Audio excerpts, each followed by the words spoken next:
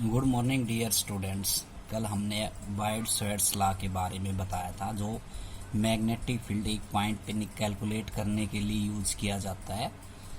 जैसे हमने electric field में गाउस थ्योरम पढ़ाई थी, उसके आधार पर हमने उनकी एप्लीकेशंस करवाई थी।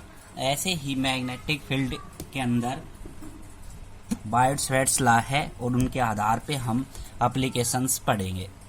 बायड-स्वेड्स लॉ के अंदर हमने आपको बताया था द मैग्नेटिक फील्ड है वो किन किन फैक्टर के ऊपर डिपेंड करती है। तो dB is equal to mu naught upon में 4 pi IDL sine theta upon में आर स्क्वायर। ये फॉर्मूला आपको एक पॉइंट के लिए मैंने कल बताया था। आज हम आगे पढ़ेंगे उसी फॉर्मूले का यूज करके एप्लीकेशन पढ़ते हैं बायड-स्वेड्स लॉ की। ठीक है, ये इम्पोर्टेंट हैं एप्लीकेशंस, एग्जाम के अंदर इन पे डेरिवेशन एक जरूर आता है। तो magnetic field due to a straight wire carrying current. कोई भी एक स्टेट वायर आपको लेनी है, इनफाइनाइट स्टेट वायर हो सकती है, शॉर्ट स्टेट वायर हो सकती है, जिसमें करंट आई है। ठीक, तो वो स्टेट वायर हमने मान ली एक्स और वाई। ये क्या है? एक स्टेट वायर जिसमें आई करंट बह रही है। और यहाँ पे हमने स्मॉल करंट एलिमेंट मान लिया IDL, स्मॉल करंट एलिमेंट जिसकी लेंथ स्मॉल है DL। टोटल जो लेंथ है O से C तक की L माननी है हमने। और ये एक P पॉइंट मान लिया जो A डिस्टेंस के ऊपर सेंटर ऑफ वायर के से A डिस्टेंस के ऊपर है। ठीक है, तो P पॉइंट ऑब्जर्वेशन पॉइंट है जहां पे हम मैग्नेटिक फील्ड इंटेंसिटी कैलकुलेट करना चाहते हैं। ठीक, तो ये सारा डायग्राम कंस्ट्रक्शन की सहायता से हमने P को Y से मिला दिया और P को X से मिला दिया। ठीक है, और यहाँ पे हमने मान लिया एक थीटा एंगल। ठीक, क्या मान लिया? Theta angle. ठीक, और थीटा एंगल को हमने P पॉइंट से यहाँ से मिला दिया PC को, और ये जो डिस्टेंस है वो R डिस्टेंस हमने लिया। तो magnetic field due to a straight wire carrying current, जिस हम मैग्नेटिक फील्ड कैलकुलेट कर रहे हैं एक स्टेट वायर के अंदर जिसमें करंट आई बह रही है। तो ये इसका डायग्राम है। ठीक है, तो देखो कैसे आपको क्या करना है। तो बायड-स्वेड्स लॉ लगाएंगे। तो बायड-स्वेड्स लॉ का फार्मूला कल पढ़ाया था। According to Biot Savart's law the magnitude of magnetic field induction at a point P due to a current element. कहीं भी P पॉइंट पे हम मैग्नेटिक फील्ड इंडक्शन निकालेंगे किसकी वजह से? करंट एलिमेंट IDL की वजह से। बायड-स्वेड्स लॉ के अंदर हमने प्रूफ करवाया था, उसमें भी हमने एक कंडक्टर लिया था और एक स्मॉल करंट एलिमेंट चूज किया था, और चूज करने पे मैग्नेटिक फील्ड की वैल्यू कैलकुलेट की थी। वो कितनी आई थी? dB बराबर mu naught upon 4 pi IDL sine theta upon R square. अब हमें R की वैल्यू पता चल जाए, DL की वैल्यू पता चल जाए और साइन थीटा की वैल्यू पता चल जाए। आई करंट है ही सर्किट के अंदर, म्यू नोट अपॉन में 4 पाई कॉन्स्टेंट क्वांटिटी होती है। DL साइन थीटा और आर स्क्वायर की वैल्यू कैलकुलेट करनी है और इसी इक्वेशन के अंदर आपको रखनी है। कैसे? देखो, इन राइट ट्रायंगल COP हमने ट्रायंगल ली। तो COP ट्रायंगल हमारी देखो डायग्राम के अंदर क्या है, ये ट्रायंगल आपकी COP में एक थीटा एंगल है, ये एंगल फाई एंगल है, ये भी एंगल फाई मान रखा है हमने। तो थीटा प्लस में फाई प्लस में 90 डिग्री, ये किसके बराबर है? तीनों एंगल ट्रायंगल के एंगल का सम 180 डिग्री के बराबर होता है। थीटा प्लस में फाई प्लस में 90 डिग्री। ठीक है, थीटा प्लस में फाई, थीटा प्लस में फाई, ये किसके बराबर है? 90 डिग्री के बराबर है ये। वरना ट्रायंगल के एंगल का सम कितना होता है? 180 डिग्री। यहाँ पे थीटा प्लस में फाई किसके बराबर है? 90 डिग्री के बराबर है। ठीक है, तो 90 डिग्री के बराबर। तो यहाँ पे हमने लिया इन राइट ट्रायंगल COP के अंदर थीटा प्लस में फाई 90 के बराबर। तो थीटा की वैल्यू कैलकुलेट की 90 माइनस फाई। साइन थीटा की वैल्यू कैलकुलेट करना चाहते हैं तो थीटा की जगह आप क्या रख देंगे? 90 माइनस फाई। तो साइन 90 माइनस फाई। अब साइन 90 और 270 के ऊपर एंगल चेंज होता है, ये आपको पता है, तो क्या हो जाएगा? कोस फाई हो जाएगा। ठीक है, फिर उसी ट्रायंगल के अंदर COP के अंदर कोस फाई की वैल्यू आपको कैलकुलेट करनी है। तो कोस फाई आप कैलकुलेट करोगे तो A अपॉन में R आ जाएगा। वो कैसे आएगा? पंडित बद्री प्रसाद और हर हर बोले। तो बेस अपॉन में हाइपोटेन्यूज। ठीक, तो बेस कितना है? A है और हाइपोटेन्यूज कितना है? R है।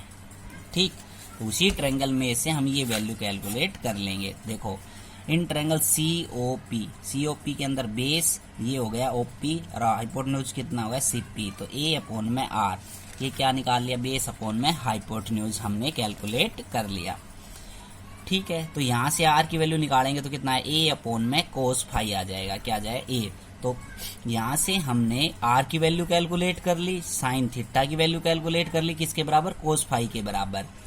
और फिर वही ट्रायंगल लेंगे तो tan फाई निकालेंगे, तो tan फाई का फॉर्मूला फिर लगा देंगे, परपेंडिकुलर अपॉन में बेस मीन्स L अपॉन में A। तो यहाँ से L की वैल्यू आप आगे A tan फाई हमें चाहिए, किसकी, DL की वैल्यू चाहिए। मैंने आपको एक बात समझाई है, DL साइन थीटा और R की वैल्यू आपको कैलकुलेट करनी है। तो डिफ्रेंशिएट कर देंगे, तो L का डिफ्रेंशिएशन कितना होगा, DL, A बाहर निकाल लिया। tan फाई का डिफ्रेंशिएशन होता है सीकेंड स्क्वायर फाई, और फाई का कितना हो गया, D फाई। ठीक, DL की वैल्यू आ गई, R की वैल्यू आ गई और साइन थीटा की वैल्यू आ गई। ये सारी तीनों वैल्यू आपको फर्स्ट इक्वेशन के अंदर रखनी है। तो फर्स्ट इक्वेशन के अंदर ये सारी वैल्यू हमने रख दी। तो डिब्बी की वैल्यू आ गई mu not upon 4 pi I into A second square phi D phi into cos phi into में cos square phi upon A square. जो चीज कैंसिल हो रही है उसको कैंसिल कर दो। देखो सीकेंड स्क्वायर थीटा क्या होता है, 1 अपॉन में कोस थीटा। ठीक, इसलिए कोस स्क्वायर फाई को हमने सीकेंड स्क्वायर फाई से कैंसिल कर दिया, A को A से कैंसिल कर दिया। तो डिब्बी की वैल्यू हमारे पास क्या बच गई, तो डिब्बी की वैल्यू हमारे पास बच गई mu not upon 4 pi into I into cos phi D phi. ये डिब्बी क्या है, small magnetic field due to the small current element की वजह से, स्मॉल करंट एलिमेंट की वजह से स्मॉल मैग्नेटिक फील्ड की वैल्यू है। तो टोटल मैग्नेटिक फील्ड कितनी होगी, तो हम क्या कर देंगे, इसका इंटीग्रेशन कर देंगे। तो इंटीग्रेशन करेंगे टोटल मैग्नेटिक फील्ड कैलकुलेट करने के लिए। तो mu not upon 4 pi A into I हमने बाहर निकाल लिया, और टोटल जो हमारी फाई की वैल्यू है वो कहाँ से कहाँ तक हमने माननी है कि फाई 1 से phi 2 cos phi D phi. तो इसका हम क्या कर देंगे, इंटीग्रेशन। तो कोस फाई का इंटीग्रेशन क्या होता है, साइन फाई। तो फाई 1 से फाई 2 हमने क्या लगा दी, लिमिट लगा दी। तो लिमिट लगाएंगे तो लिमिट पुट करेंगे तो क्या होगा, अपर लिमिट माइनस में लोअर लिमिट। तो साइन फाई 2 माइनस में साइन फाई 1। ठीक है, तो यहाँ पे हमने माइनस फाई 1 से फाई 2 क्या लगाई है, लिमिट लगाई है। इसका मतलब जो एंगल चेंज हो रहा है हमारा थीटा, जो एंगल हमने मानना है वहाँ पे वो फाई 1 से टोटल फाई 2 है। ठीक है, तो वो वैल्यू हम सपोज करके B की वैल्यू कैलकुलेट कर ली, mu not upon 4 pi I into sine phi 2 minus sine plus sine phi 1। ये माइनस का है तो upper limit minus lower limit करेंगे तो ये वैल्यू किसकी आ जाएगी, प्लस की आ जाएगी। ठीक है, तो ये वैल्यू आ गई अपनी। इस वैल्यू के बाद स्पेशल केस आपको पढ़ने हैं। When point P lies near the center of infinite long straight wire, then phi 1 is 90 degree and phi 2 is 90 degree. देखो अब ये स्ट्रेट वायर थी, स्ट्रेट वायर, और ये स्ट्रेट वायर का P पॉइंट है। P पॉइंट अगर ये कह रहा है यहाँ आ जाए तो ये फाई 1 और फाई 2 की वैल्यू कितने की हो जाएगी, 90 डिग्री की वैल्यू हो जाएगी। कितने हो जाएगी, 90 डिग्री। तो फाई 1 और फाई 2 90 डिग्री रखेंगे तो साइन 90 साइन 90, साइन 90 का मान कितना होता है, 1। ठीक है, तो 1 और 1 कितने हो गए, 2। तो ये वैल्यू आगे B की mu not upon 4 pi I upon A और इनटू में 2। केस सेकंड लेना है, when point P lies near the either X और Y इनफाइनाइट स्ट्रेट वायर। तो देखो अब जो ये P पॉइंट है ये कह रहा है या तो यहाँ लाई करे X के Y के ऊपर, और या क्या यहाँ लाई करे। तो एक जगह लाई करेगा तो एक जगह की वैल्यू क्या हो जाएगी, 0 हो जाएगी। तो 0 हो जाएगी तो एक की वैल्यू क्या हो जाएगी, 90 डिग्री उसके नजदीक आ जाएगा। तो एक 90 डिग्री और एक, तो यहाँ पे हमने साइन फाई 2 की वैल्यू क्या रख दी, 90, और साइन फाई 1 की क्या रख दी, 0। तो अपने पास रिजल्ट आया B बराबर mu not upon 4 pi into I upon में A। तो एक वैल्यू हमने क्या रखी 90, एक वैल्यू क्या रखी 0। कैसे, जो आपका आपकी बार जो ये P पॉइंट है या तो कह रहा है कि Y पॉइंट पे आ जाए या किस पे आ जाए, X पे। तो एक पे आएगा तो एक के नजदीक आएगा तो एक वैल्यू बचेगी।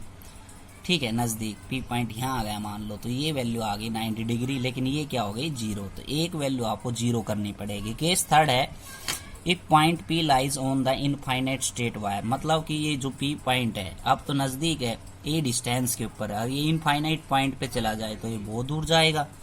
तो बहुत दूर जाएगा तो A जो है रेडियस के कंपैरिजन के अंदर ये जो डिस्टेंस है वो बहुत ज़्यादा हो जाए रेडियस के कंपैरिजन के अंदर। तो मैग्नेटिक फील्ड की वैल्यू इनफाइनाइट पॉइंट पे क्या होगी, 0।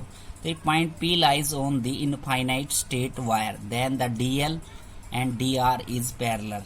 तो DL जो लेंथ है, स्मॉल लेंथ हमने माननी है, और DR जो डिस्टेंस है in parallel. So DL cross R, तो वेक्टर क्रॉस प्रोडक्ट की सहायता से DL क्रॉस R की वैल्यू क्या हो जाती है, 0 हो जाती है। तो DL क्रॉस R की वैल्यू अगर 0 हो गई तो B की वैल्यू क्या हो जाएगी, 0 हो जाएगी। या हम ऐसे भी मान सकते हैं P पॉइंट इनफाइनाइट पॉइंट पे पहुंच गया तो वहां पे मैग्नेटिक फील्ड की वैल्यू इनवर्सली होती है डिस्टेंस से, तो इनवर्सली प्रोपोर्शनल है, मतलब जितना डिस्टेंस बढ़ता जाता है उतनी ही मैग्नेटिक फील्ड की वैल्यू क्या होती चली जाती है, कम। तो इनफाइनाइट पॉइंट पे क्या हो जाएगी, 0 हो जाएगी। यहाँ पे इसने क्या लगा रखा है, क्रॉस प्रोडक्ट का फॉर्मूला लगा रखा है, DL क्रॉस R की वैल्यू क्या होती है, 0। तो आज के लिए इतना ही, थैंक यू।